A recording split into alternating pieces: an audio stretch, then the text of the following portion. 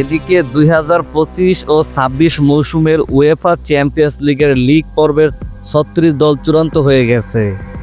দ্বিতীয় লেগের যোগ্যতা নির্ধারণী ম্যাচের পর একাধিক দল তাদের মূল পর্বে খেলার স্থান নিশ্চিত করেছে।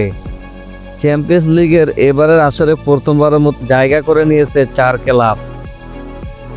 সাইপ্রাসের পাফোস এফসি, নরওয়ের বোডো গ্লিম্ট, কাজাখস্তানের কাইরাত আলমাটি ও বেলজিয়ামের ইউনিয়ন সেন্ট জিলুয়া প্রথমবারের মতো খেলবে ইউরোপিয়ান ফুটবলের সর্বোচ্চ আসরের মূল পর্বে। মোনাকোতে আজ বৃহস্পতিবার চ্যাম্পিয়ন্স লিগের মূল পর্বে ড্র অনুষ্ঠিত হবে। প্রথম রাউন্ডের ম্যাচ মাঠে গড়াবে 16 থেকে 18 সেপ্টেম্বরে। এবারের আসরে ফাইনাল অনুষ্ঠিত হবে আগামী 2026 সালের 30 মে হাঙ্গেরির রাজধানী বুদাপেস্টের ঐতিহাসিক পুসকাস এরেনায়।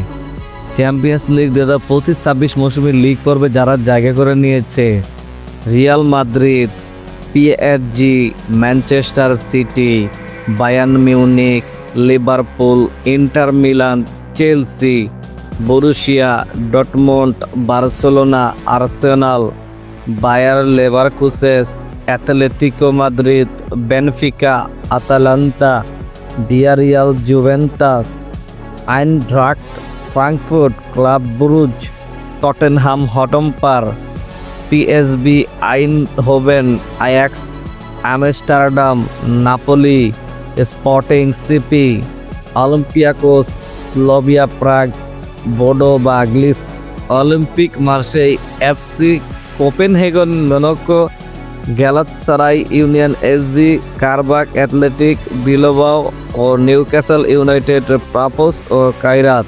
এই দলগুলো এবারের উয়েফা চ্যাম্পিয়ন্স লিগে অংশগ্রহণ করবে।